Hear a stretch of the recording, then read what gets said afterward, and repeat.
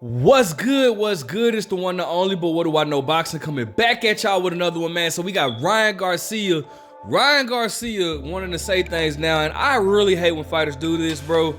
I mean, it just really pisses me off when fighters do stuff like this, man. It's like, come on, Ryan, you were kind of getting on a good path with me. Don't revert back to this. But he says on his verified Twitter account, he says, Haney is good, no doubt, but I know him too well, and I will beat him. Good stuff tonight, congrats, but this year, we are going to run it. All right. Then he comes back and says, one thing is certain, in my eyes is that Haney and I will fight in 2024. You can hold me to it unless it's not in God's will. All right. And he also speaks on Matias, saying Matias is dangerous and practically a boogeyman of 140. I love to see how you somebody tweeted that to him. All right. So let me go ahead and talk about this for a second. First and foremost, let me say, man, I don't like fighters that do stuff like this, bro. I even criticize fighters like Frank Martin, right? When Shakur Stevenson fought Edwin De Los Santos to put on kind of a stud performance, Frank Martin, was tweeting, talking about he's food and all this type of stuff. But yet, you had the opportunity to fight him to prove that. That could have been you fighting him that night. And instead, you allowed you turn that fight down for your own reasons, but it's like you turn that fight down. Well, I'm holding that same energy to Ryan Garcia. Ryan Garcia, y'all gotta forgive me. Allergies, man. When it starts getting cold, that's when the coughing and all that. I hate this time of year. But anyways, at 135, Ryan Garcia was Devin Haney's mandatory. All right. And that when he beat Luke Campbell, he became the mandatory for the WBC title at 135, right? And it was the first time in boxing history, unless if somebody else can bring up a time that I don't remember. It was the first time in boxing history where a champion was actually chasing the mandatory, and the mandatory was ducking the champion. Devin Haney at that time, I remember he even hopped in a ring to talk. Ryan Garcia, he went to a few of his fights. He was trying everything that he could to make a fight with Ryan Garcia, and Ryan Garcia and Golden Boy wanted no parts of Devin Haney. As a matter of fact, if you guys don't even believe me, Bernard Hopkins, who ironically had a few words against Ryan Garcia a few weeks ago, Bernard Hopkins. It's an interview with Bernard Hopkins, Bill Haney, and Devin Haney. It's still on YouTube. Bill Haney and Devin Haney's like, bro, what's up? Like, bro, he's our mandatory, but yet we're trying to fight him. Ryan Garcia has never touched a world title. What's up? What are we doing here? Like, are we going to get this fight or what? And Bernard Hopkins said it himself. Oh, bro, we got to save the best for last. Like, bro, we know we know you're the hard work. You're the hardest challenger for us. We saving you for last. Like, so Bernard Hopkins is basically on air, basically admitting to Ryan Garcia avoiding Devin Haney. So don't try to come on to when Devin Haney puts on a spectacular performance, probably the best performance of his career against Regis Prograis, and now you want all of a sudden want to tweet, oh yeah, I would beat Devin Haney. You had the opportunity on multiple occasions, yet you didn't take it. So don't get on there talking like that, bro. Because, bro, I don't believe you. I don't believe you. De La Hoya is on record saying that I saw a tweet with De La Hoya talking about how he is going to do everything in his power to make Ryan Garcia versus Devin Haney. But now all of a sudden, and Devin Haney said it himself, oh, okay, so now all of a sudden you lose your fight to Tank Davis, and now all of a sudden you want to make a fight with me. So would Devin Haney be considered?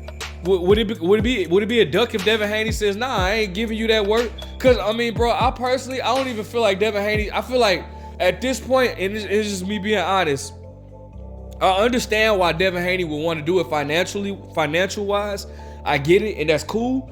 But as far as legacy-wise, I feel like fighting Ryan Garcia is taking a step backwards, all right? I feel like Devin Haney should be trying to fight Subriel Matias, who I'm going to do a video about that next. Or possibly Teofimo Lopez. I don't know how likely that is. I don't even know how likely him and Subriel Matias is. But or maybe what was that dude on the undercard? I heard Paulie talking about dude, the cat that's on the undercard that beat Montana Love. Keep that as a stay busy fight. That's a good fight. That's a decent stay busy fight.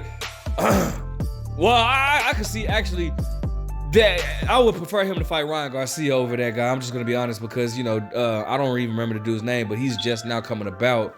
So I would see him taking a Ryan Garcia fight before that.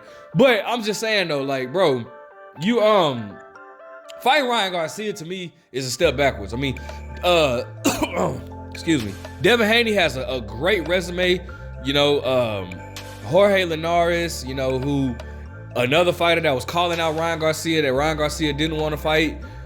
He fought Jorge Linares. He fought Jojo Diaz. Another fighter, Jojo Diaz, another fighter that was calling out Ryan Garcia, and Ryan Garcia didn't fight. He fought Lomachenko and now Regis Prograis. So Devin Haney is on a rise for real. He's building his resume very nicely, and I'm very, very proud of him.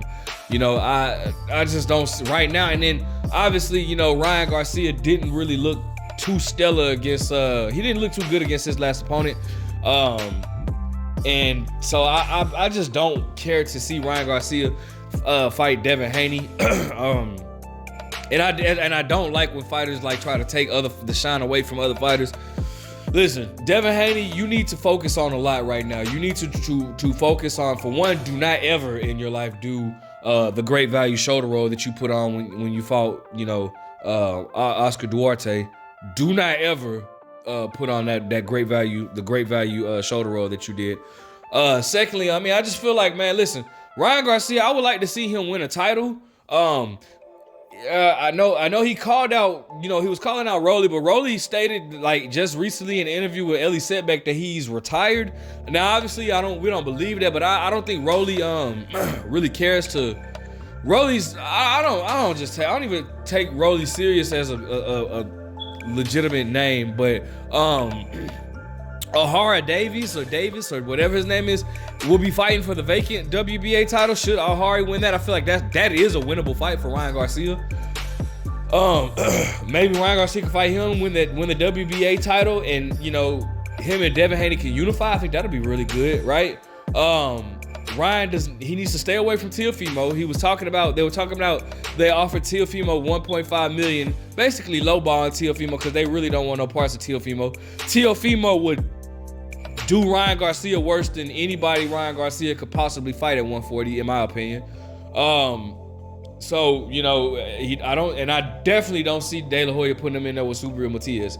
So his best option is to get the winner of whoever O'Hara Davis is fighting for that vacant WBA title, and then go ahead and consolidate with Devin Haney, consolidate titles with Devin Haney.